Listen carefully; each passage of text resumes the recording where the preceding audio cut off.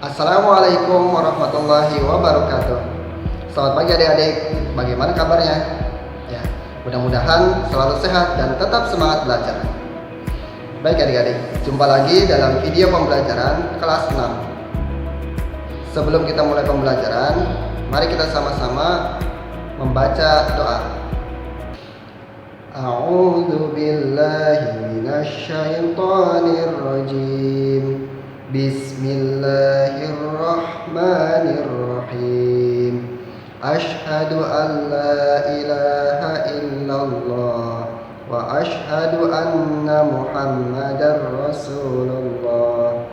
Aku bersaksi bahwa tidak ada Tuhan selain Allah, dan aku bersaksi bahwa Nabi Muhammad itu utusan Allah. Raditu billahi rabba wa bil islami dina wa bi Muhammadin nabiyya wa rasula. Rabbi zidni ilma warzuqni fahma. Aku rela Allah Tuhanku, Islam agamaku, Muhammad Nabi dan Rasulku. Ya Allah, tambahkanlah ilmuku dan mudahkanlah pengertianku. Amin ya rabbal alamin.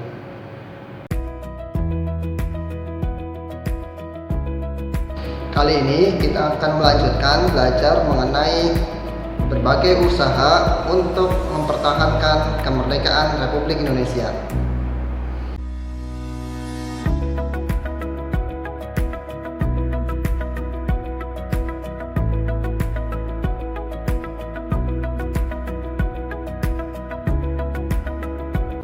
Nah, adik-adik, berbagai upaya dilakukan untuk mempertahankan kemerdekaan Republik Indonesia.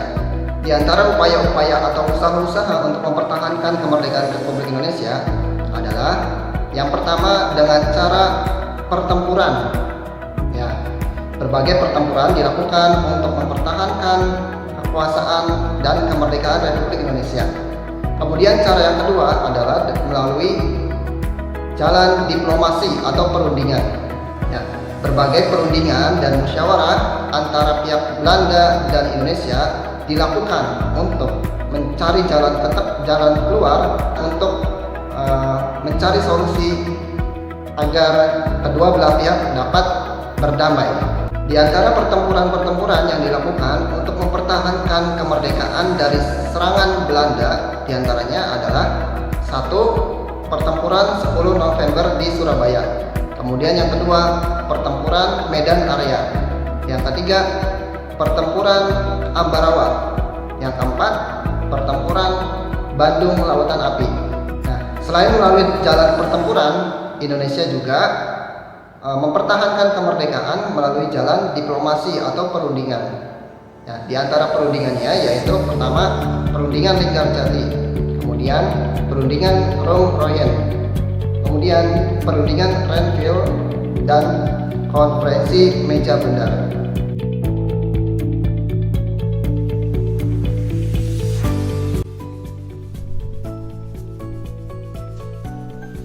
Pertempuran apa saja yang terjadi untuk mempertahankan kemerdekaan Indonesia? Yang pertama, pertempuran Medan Area. Pertempuran Medan Area terjadi di Medan, Sumatera Utara. Penyebab utamanya adalah Sekutu dan Belanda ingin mengambil alih kekuasaan di kota Medan. Seketika masyarakat sekitar langsung melakukan perlawanan. Pasukan Sekutu yang diboncengi Belanda dan Nica di bawah pimpinan Brigadir Jenderal Kelly mendarat di Medan pada tanggal 9 Oktober 1945. Sekutu memasang papan yang bertuliskan Fixed Boundaries Medan Area, atau batas resmi wilayah Medan di berbagai pinggiran kota Medan untuk menghadang dan membatasi gerak para pemuda setempat. Sejak saat itulah pertempuran ini dikenal dengan nama Medan Area.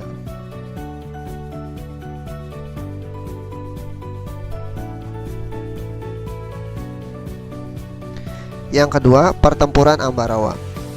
Tentara Sekutu mendarat di Semarang pada 20 Oktober 1945. Tujuan kedatangan mereka adalah untuk mengurus tawanan perang dan tentara Jepang di Jawa Tengah. Hal ini menimbulkan kemarahan pihak Indonesia. Salah satu tokoh pertempuran ini adalah Kolonel Sudirman.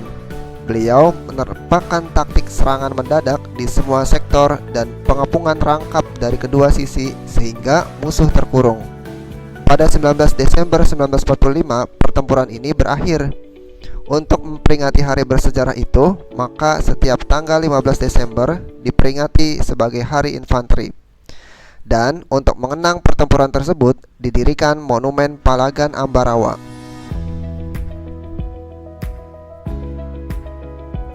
Yang ketiga, Bandung Lautan Api.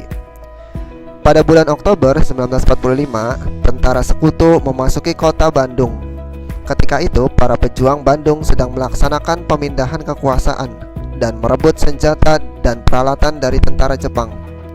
Pasukan sekutu tiba di Bandung dengan membawa nica. Akibatnya, pertempuran tak terhindarkan. Tentara sekutu menyampaikan ultimatum kepada Gubernur Jawa Barat agar kota Bandung dikosongkan dari penduduk dan tentaranya. Ultimatum sekutu tersebut mendorong TRI atau Tentara Republik Indonesia melakukan operasi Bumi Hangus yang kemudian dikenal dengan peristiwa Bandung Lautan Api. Karena pada tanggal 23 Maret 1946, para pejuang Indonesia membumi hanguskan Bandung bagian selatan untuk mencegah tentara sekutu menggunakan fasilitas sebagai markas mereka. Dalam peristiwa tersebut gugur seorang pejuang, yaitu Muhammad Toha. Yang keempat, pertempuran Surabaya. Tentara sekutu mendarat pertama kali di Surabaya pada tanggal 25 Oktober 1945. Komandan pasukan sekutu yang mendarat di Surabaya adalah Brigjen Malabi. Pada tanggal 28 Oktober 1945, pos-pos sekutu di seluruh kota Surabaya diserang oleh rakyat Indonesia. Dalam berbagai serangan itu, pasukan sekutu terjepit dan pada tanggal 29 Oktober, para pemuda dapat menguasai tempat-tempat yang telah dikuasai sekutu. Pada 30 Oktober 1945, dicapai kesepakatan untuk menghentikan tembak-menembak.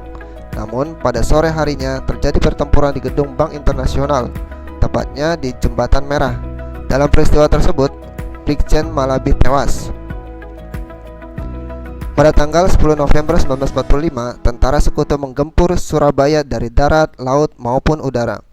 Di bawah pimpinan Gubernur Suryo dan Sutomo atau Bung Tomo, dengan taktik Allahu Akbar, Bung Tomo membakar semangat rakyat Surabaya dan tidak mau menyerahkan sejengkal tanah pun kepada tentara sekutu.